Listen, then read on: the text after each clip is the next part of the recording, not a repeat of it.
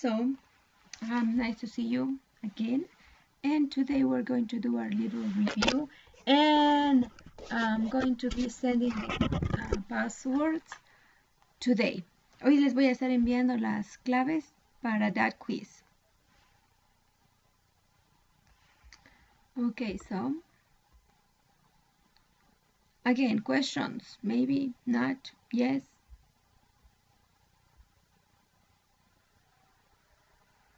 Okay, so I'm going to share my screen with you guys.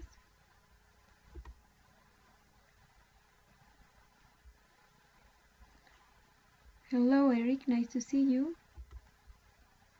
Okay, so question.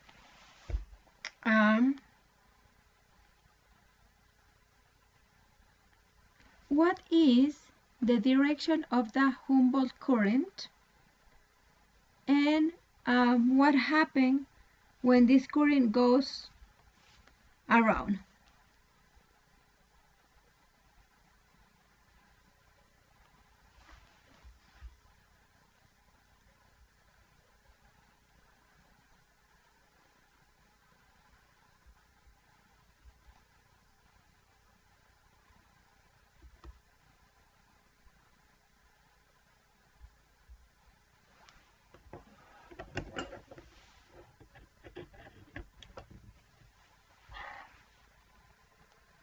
Yeah, Romina, good. It goes south to north. It is cold. Yeah. It produces droughts. Yes. Okay. It produces warmer weather or cold weather.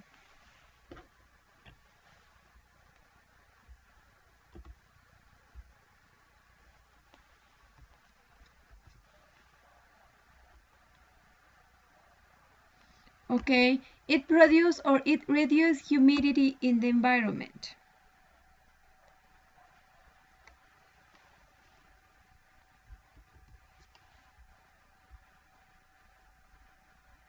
Okay.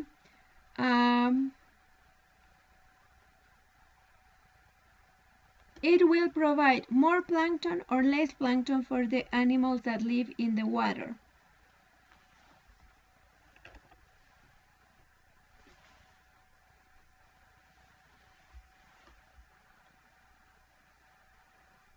Okay, are you sure?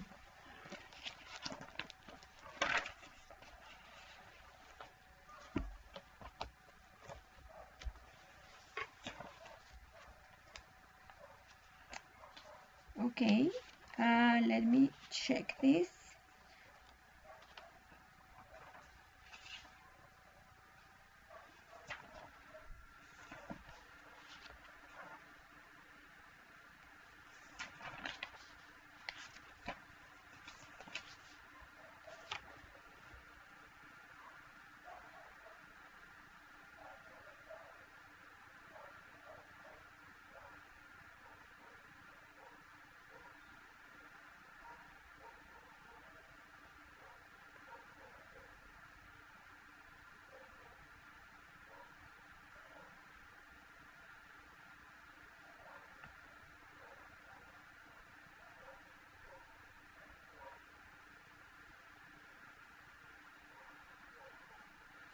Okay, next. What is the direction of the El Nino current? Starting in Ecuador, I will say.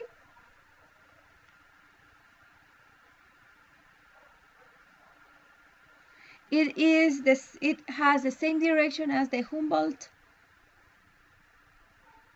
current or not?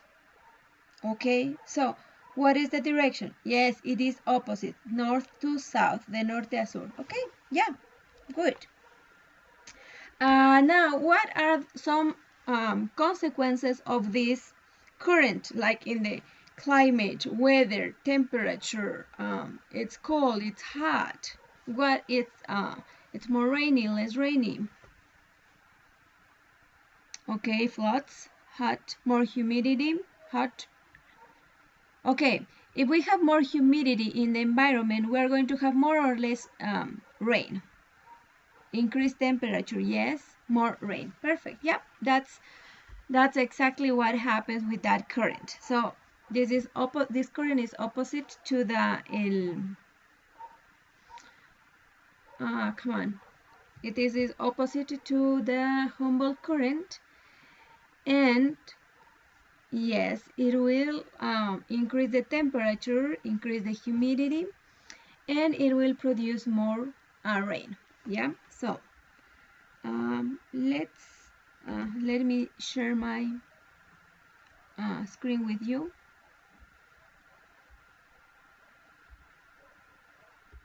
Okay, wait. Yeah.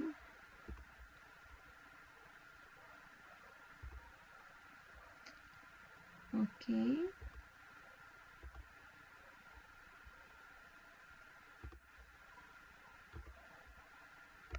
Okay, so now here we have different currents, and a current flow east to west toward to Galapagos Island. We have two currents here, and there are the North Equatorial Current and the South Equatorial Current. So you can see right there the North Equatorial Current and the South Equatorial Current. Both currents goes from east to west. Now, the south to north Humboldt Current. So now the Humboldt Current, or called Peruvian Ocean Current, that goes from the south to the north. Then we have tropical waters of the warm current of Panama. So Panama flow down from the north to the south. And one important current is the Cromwell Current, or called Equatorial Pacific Counter Current. And this goes from west to east. And this is one of the most important currents. I forgot. Can you see my slideshow? ¿Pueden ver las diapositivas? I forgot to ask that.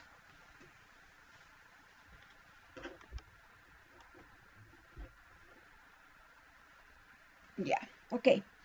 So all the currents that you see in blue are cold, and the ones that you see in red are warm. So, okay.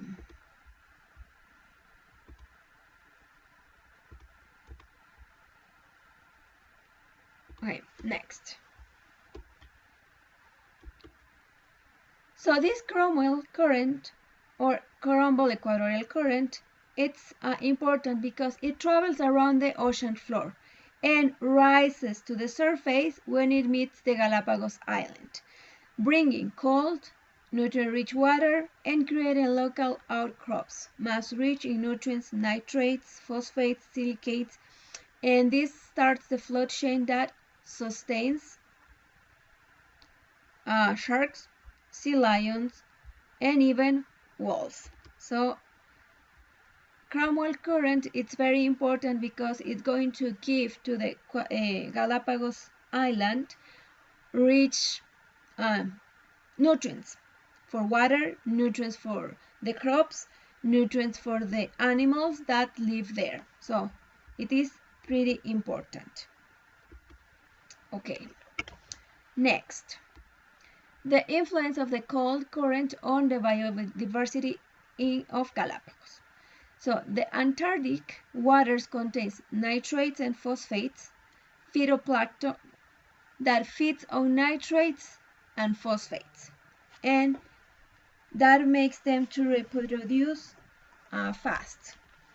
So the Humboldt, this phytoplankton produces zooplankton. And a Humboldt current suitable for fishing. The waters are rich in nutrients because of the high salinity. Okay, questions? Maybe. Preguntas? You have questions?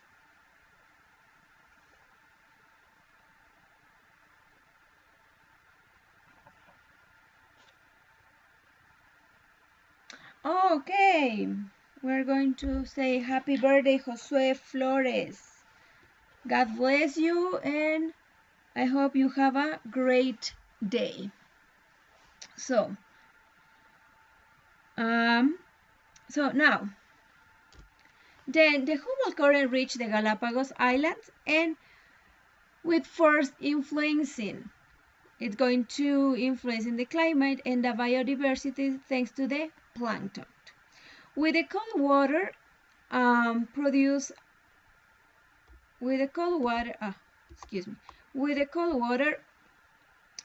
increasing marine life because plankton increase in cold water, and that boosts activity of the land. Animals like birds encourage the reproduction and current economic resource of Chile, Peru, and Ecuador. So, thanks to the current and the cold water, we are going to have more plankton, and thanks to that plankton, the animals in the ocean are going to have a lot of food to be fed with, and other animals like birds can reproduce because they have more food. And thanks to because there are a lot of fish now, like the economic in Ecuador, Chile, and Peru, it's good. So because people can fish and get more fish, so that's why. Okay, next. So if you see here, it is, what is El Nino? El Nino, it's in a case of a normal year without El Nino, you can see how the current goes in this direction. So you see the white line, then it goes to the blue line, and then takes the red line with white again. So this is how it flows. But when we have El Nino year, so we don't have this line down here, and here, instead of going this way, the current of Humboldt, now El Nino comes against the current Humboldt. So the current Humboldt is going to be weaker. The winds are going to be weaker.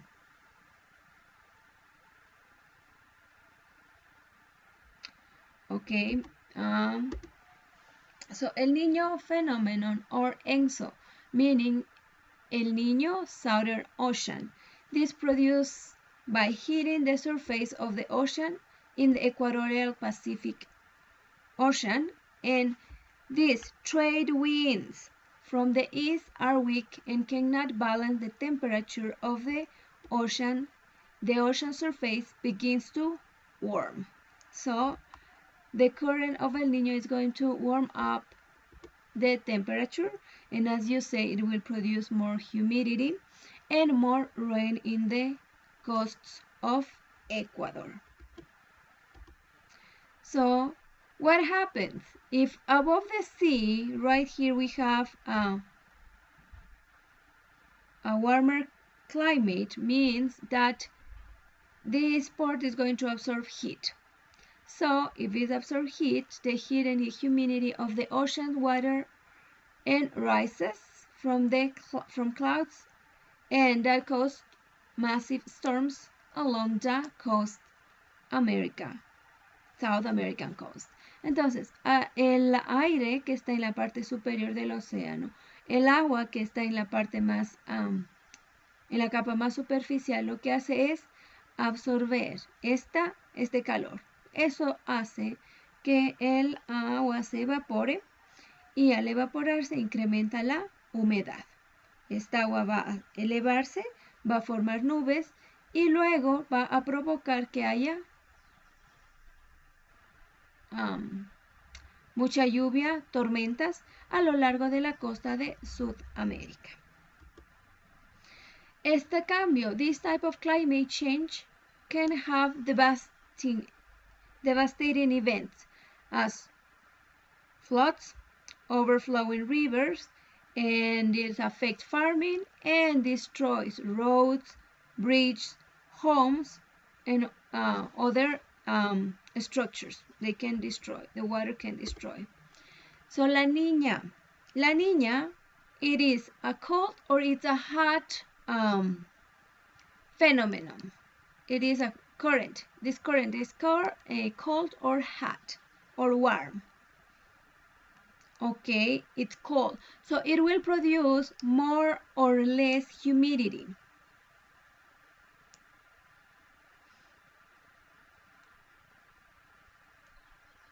Okay,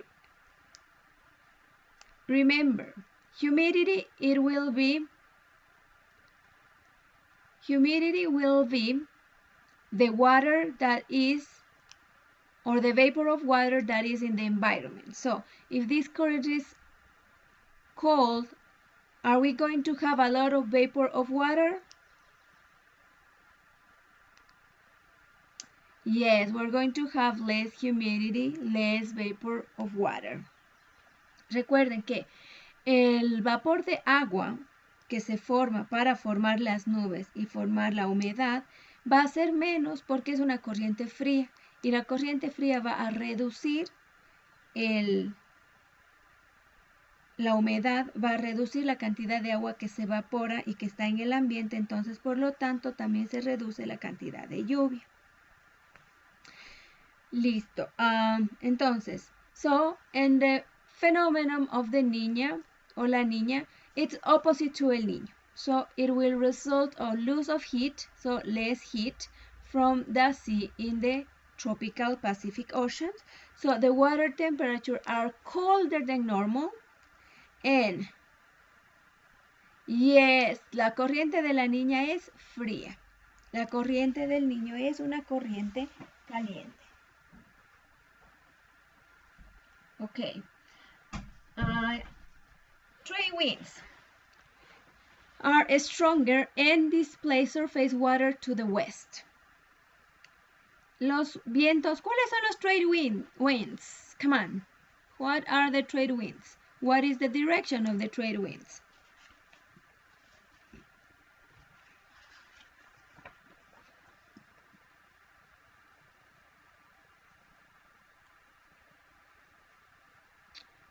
Mariana, please.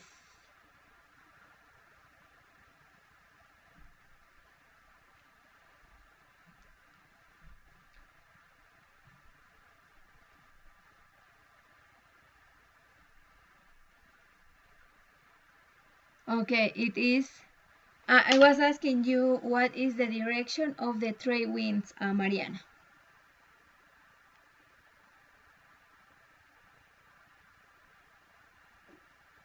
And yes, it is east to west. It's like easterlies winds, east to west. So, deep waters of the ocean rise to the surface. This reduces the evaporation, decrease the formation of storms, and rains in the coastal areas. So, decrease 3 things. 1. Please, Adrián, what are these 3 things? Give me one answer.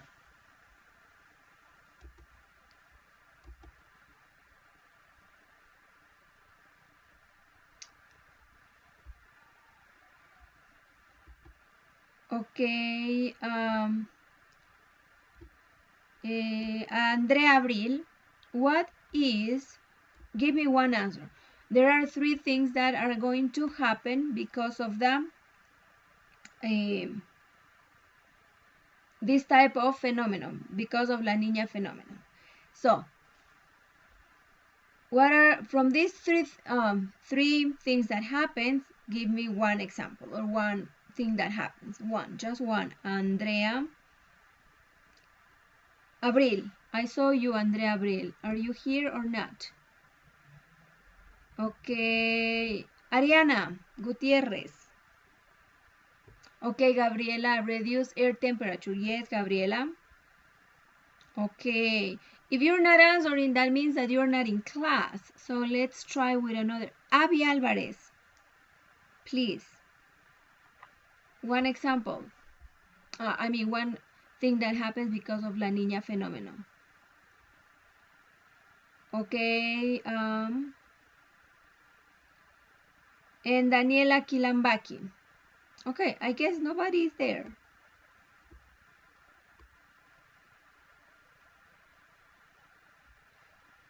In this case, no, Josue.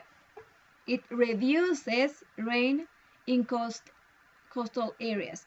Yes, Tatiana, it reduces evaporation. It reduces the vapor of water in the environment. Okay.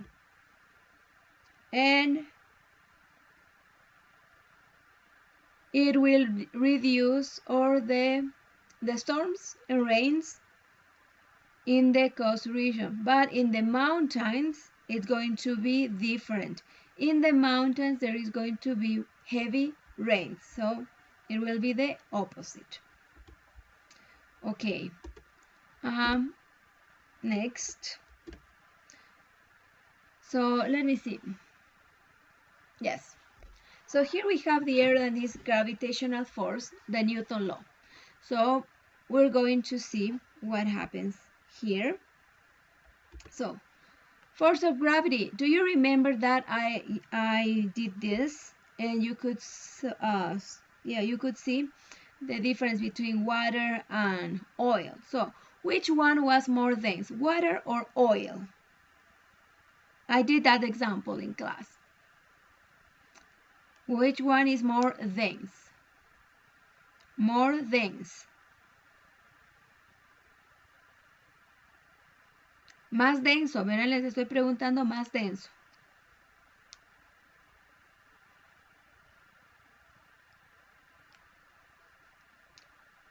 Ok. El agua, porque se acuerdan que cuando yo colocaba el agua se iba al fondo o se iba acá arriba a la superficie. It is water, yes. Entonces, el más denso va a irse a la parte de abajo. Entonces, en ese caso, el agua es más denso, se va al fondo. Mientras que lo menos denso va a irse a la parte de arriba. Por lo tanto, lo menos denso en este caso va a ser el aceite. ¿Ok? Entre estos dos líquidos que les estoy dando el ejemplo. De allí deberíamos o podríamos observar con otros líquidos, pero lo que yo hice fue con estos dos líquidos. Okay. So, the force of gravity, a feature of our planet attracting bodies towards to the center, influencing the ordering of matter by arranging substance according to their density. So, this arrangement is thanks to the force of gravity and to the density of the element. So the force of gravity is not the same across the globe. So all the gravity around all our planet, around the Earth, is not the same. It varies with the location, latitude and altitude of the different areas. So according to what the gravity is going to change. The force of gravity is going to change.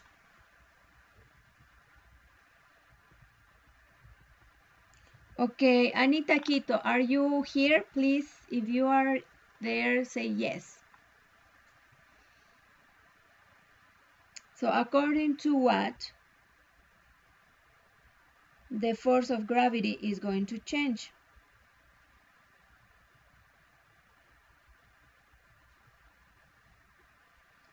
Is going to change or is going to vary?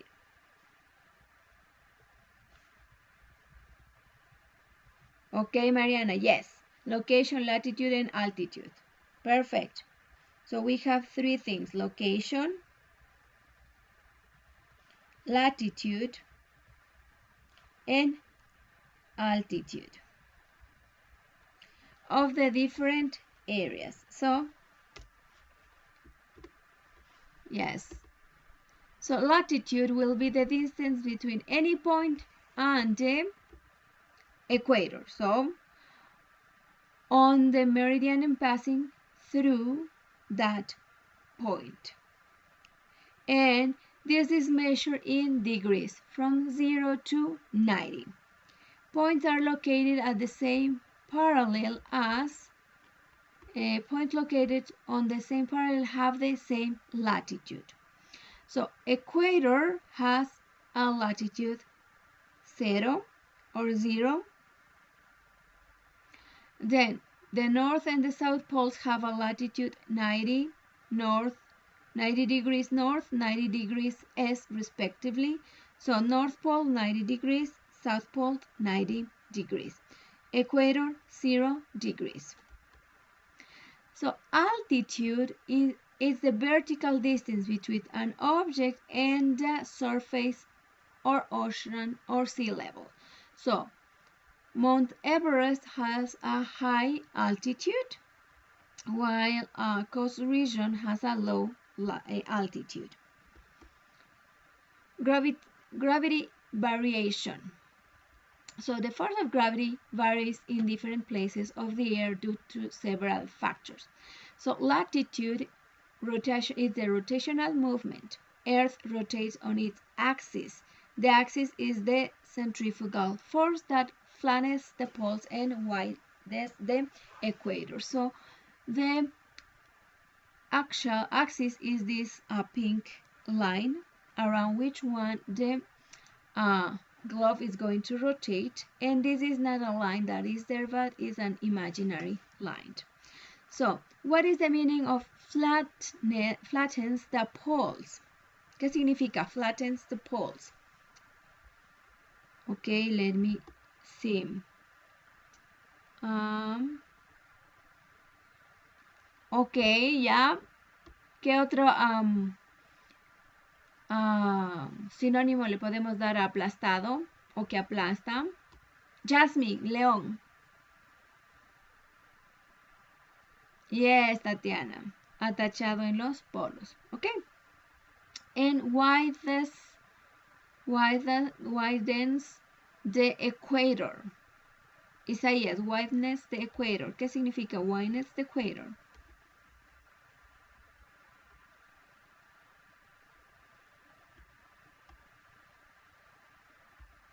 Margarita Asensio, ¿qué significa widens? Isaías, kind of. Dilata. Entonces, si es que nosotros recordamos cuando estudiamos, dice la Tierra es atachada en los polos y ensanchada en la línea equinoccial. Entonces, eso es lo que significa that flattens the poles and widens the equator. Esa sería la situación. Okay. So, gravitational pull the Earth changes according to the latitude. Centrifugal force allows the gravitational force to be less towards the center of the Earth and greater depending on the latitude. So at the equator, at the center of the Earth, the force of gravity is lower, while in the North Pole, the force of gravity will be higher. Okay, please make a note or underline it so you know. Again, centrifugal force allows the gravitational force to be less towards to the center of the Earth and greater depending on the latitude. So at equator, red line right here, the force of gravity is lower. Okay. Now latitude begins increasing as it moves towards to the poles. So latitude will increase in this direction as you see this arrow, and this arrow goes down here. Okay, we already saw this, Julián, in Spanish, but that's okay. La fuerza gravitacional de la Tierra va a cambiar de acuerdo a la latitud. Yes, it is going to be in YouTube, Anita.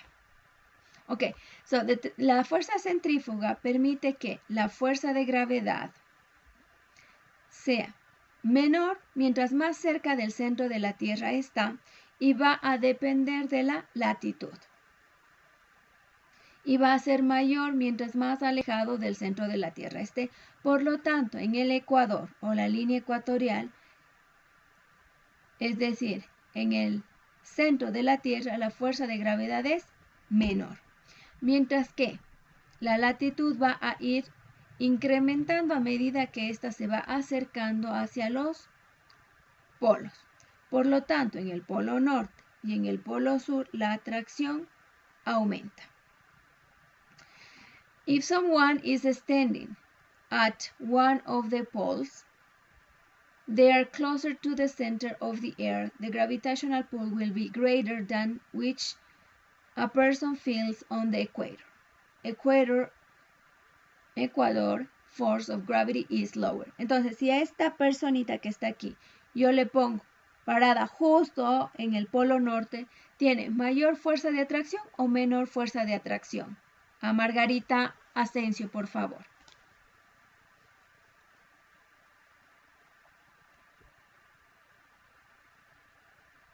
Muy bien. Si a esa persona, Margarita, yo le hago que se pare aquí en la latitud 0, va a tener mayor o menor fuerza de atracción.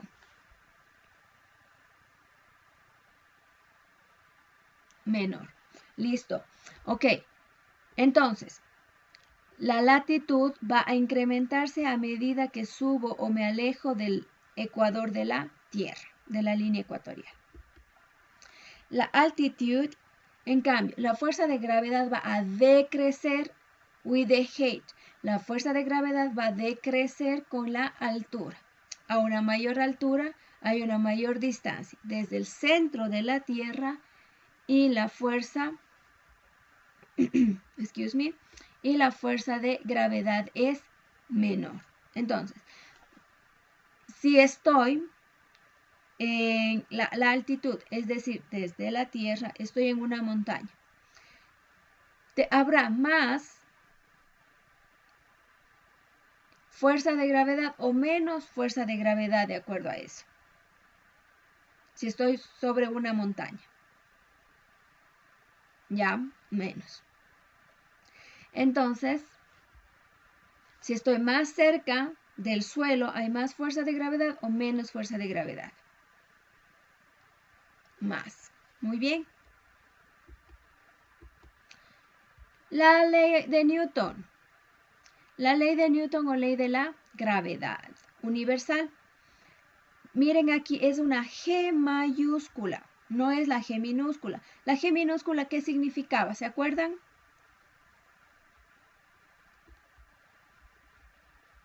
La G minúscula, ¿qué era? A ver, vamos a ver quién más. Kevin Salinas, ¿qué era la G minúscula?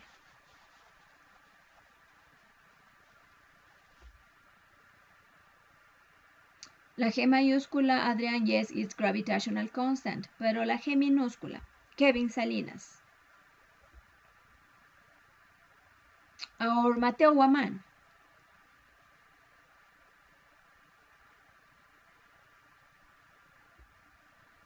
O Matías Reyes. No. Es gramos si es que yo hablo, por ejemplo, yo tengo 100 gramos de harina, pero estamos aquí hablando de fuerzas de gravedad. Entonces, en este caso no significa gramos.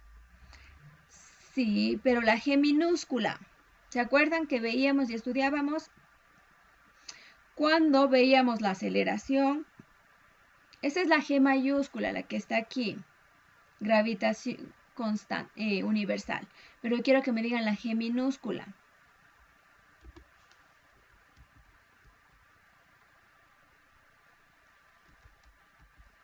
Gravedad, yes.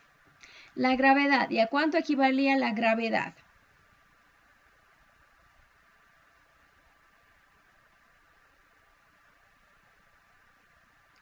Muy bien, pero 9.8, 9.81, ¿qué?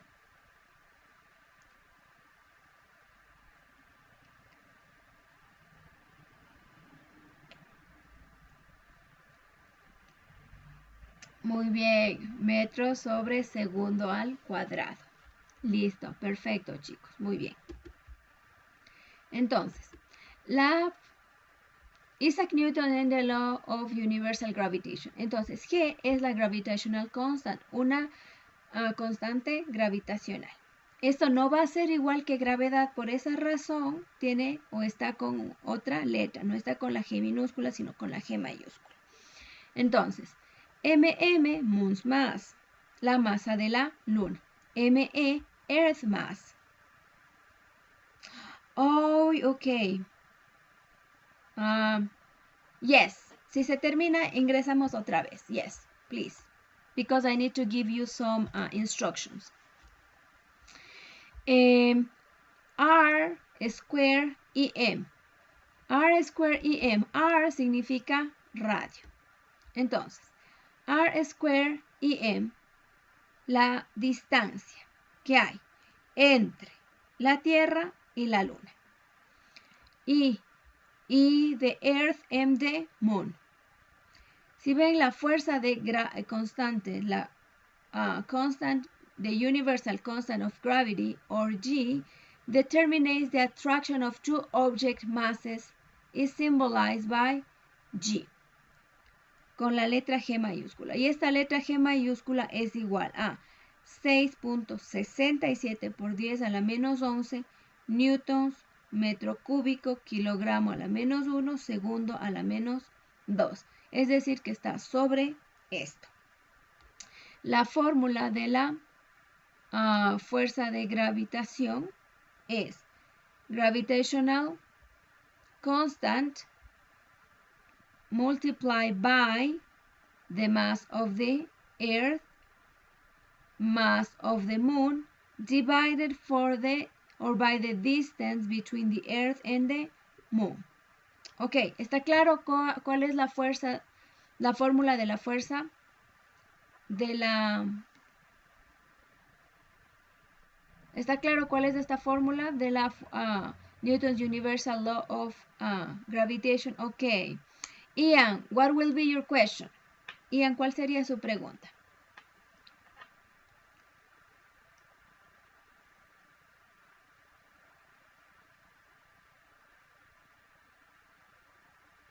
Ok.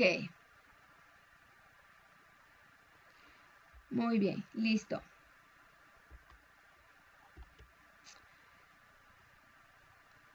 Entonces, ok, vamos a conectarnos nuevamente, ¿ya?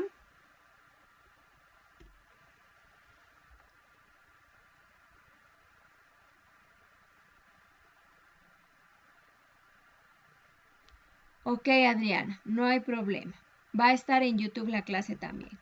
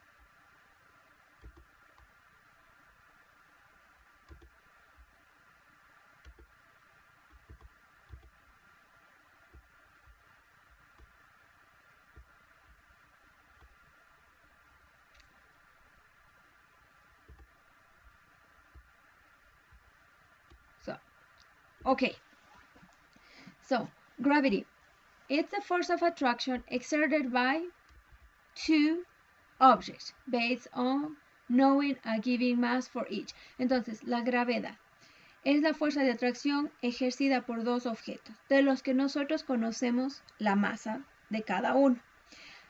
Two variables associated with the gravitational force, mass of objects and the distance between these objects. So, please, Julian, we need to... Okay, I need you to put your names down there. Escriba su nombre y su curso, por favor.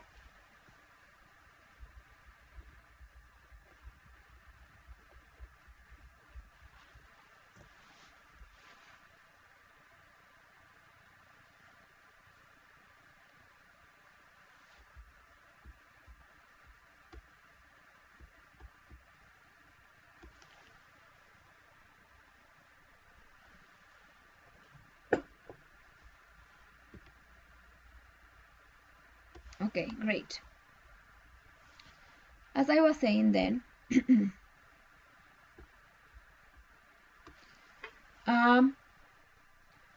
two variables associated with the gravitational law. Dos variables que están asociadas con la ley de la gravedad. La una es la masa de los objetos y la otra es la distancia entre los objetos. Por lo tanto, law of gravity, the force of attraction between two objects that have mass, is directly proportional to their masses and inversely proportional to the square of the distance that separates them. La fuerza de gravedad es la fuerza de atracción entre dos objetos que tienen una masa y es directamente proporcional a sus masas e inversamente proporcional al cuadrado de la distancia que los separa. Okay. You know this. So we'll be asking just a few questions about this. What is the impact of urban sprawl in the natural habitats? Let's see. Please, I will ask you. I hope you answer it. Sofía Sukilanda.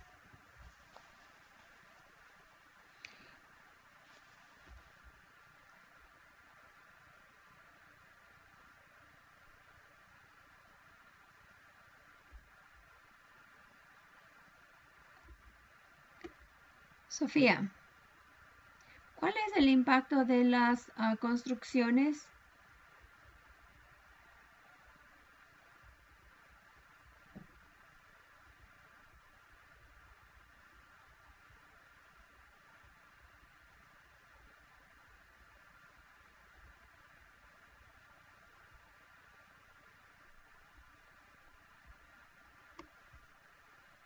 Sofía Sukilanda, ¿está aquí? Yes or no, please, let me know. Samantha Albarracín. Same question. What are the impact of urban sprawl in the natural habitats? Yes, please, Daniela. Ponga su nombre y su curso. Okay, Evelyn. Yes, contamination the environment. Okay, who is Huawei P20 Lite? Loss of biodiversity, yes. Expansion of cities. Okay, ¿cómo afecta la expansión de las ciudades a nuestro ecosistema, a nuestro medio ambiente?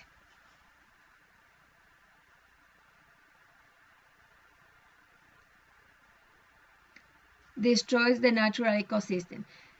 Es fácil, is it easy or it is really difficult to recover the ecosystems where urban sprawls are? ¿Es difícil o es fácil recuperar el ecosistema donde hay ciudades? Difficult. Yes, it is pretty difficult. It will be possible, yes or no? ¿Sería posible? It will be cheap or expensive?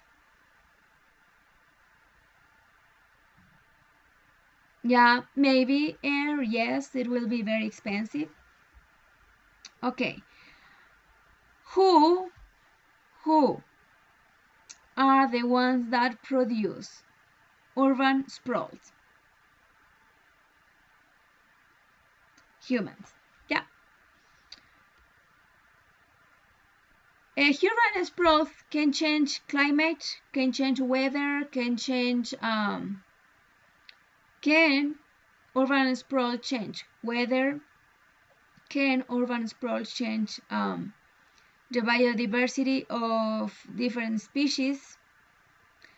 Can urban sprawl, let me think, can urban sprawl modify the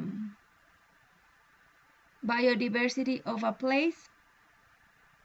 All of them are yes, correct. Now, excuse me, farming What happened with farming? What we change in farming? ¿Qué se cambia cuando hacemos, cuando creamos granjas? ¿Qué estamos cambiando? ¿Qué estamos utilizando? ¿Qué estamos tratando de, ya, ok, cambiamos el suelo, soil.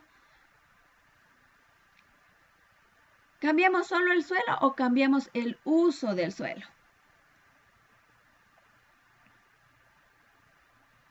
Cambiamos el uso del suelo. Denme un ejemplo de cómo cambiamos el uso del suelo.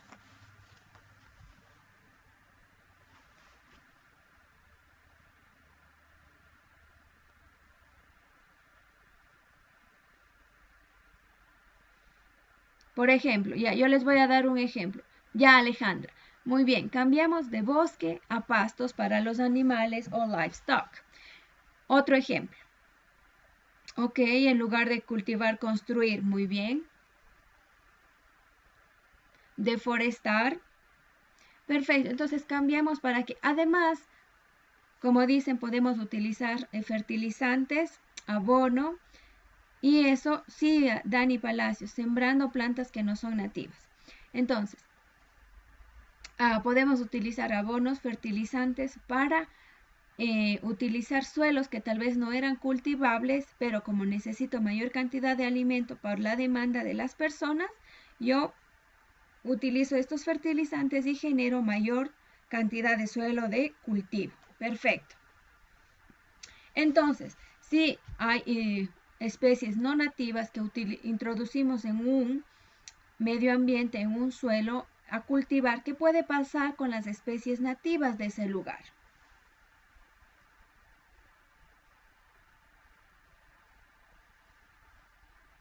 Ok, desaparecer, they can die, they can extinct, they can decrease.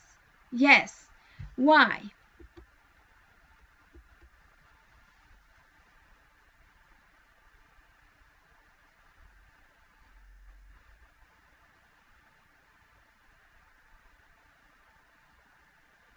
Yes, because other species use their habitat, because it is not their natural habitat. Yes, because they don't have a habitat. Great. They lost their habitat. Perfect. They don't have what they need, maybe. They can adapt to the new habitat. Yes. So what people do when they increase agricultural frontier is remove vegetation that covers, ply out, take, put irrigation, change things on the normal soil.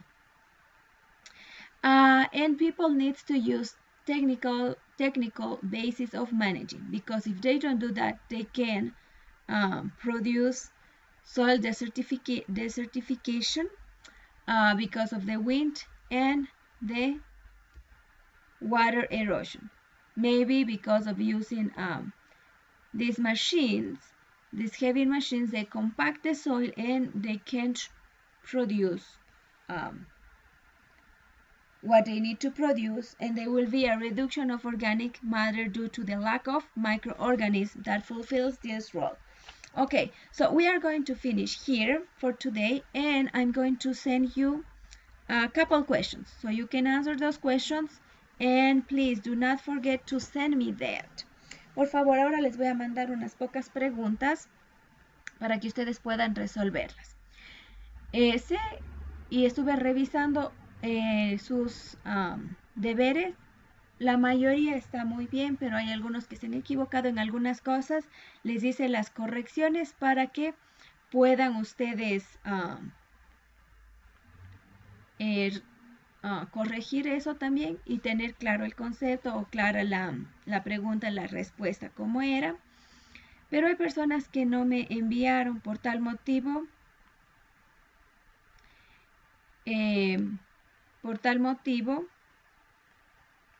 A ver, déjenme. Por tal motivo les pido que me envíen, ¿ya? Saben que no va a haber clases de recuperación porque como va a cambiar el horario, vamos a tener más clases. Ustedes van a tener ya más clases en su horario, entonces no va a haber clases de recuperación, pero vamos a estar haciendo tareas para que puedan reforzar lo que hemos aprendido durante la clase en vivo, ¿Qué más? En Google Classroom, José, si no se le envían las cosas por Google Classroom, indíqueme en la tarea. Profe, traté de enviarle y no se envía, pero ahí en la tarea donde yo le pongo cualquier comentario, ¿ya? Si es que no se envía, pónganme ahí debajo de la tarea el comentario. Las preguntas, verán chicos, tratemos de hacerlas hoy. ¿Por qué razón? Porque es más fácil si tienen preguntas, cualquier cosa para yo poderles ayudar, ¿ya? Algo más. No, eso sería todo. Entonces, ahora me voy a desconectar para poder enviarles estas cosas, ¿ya?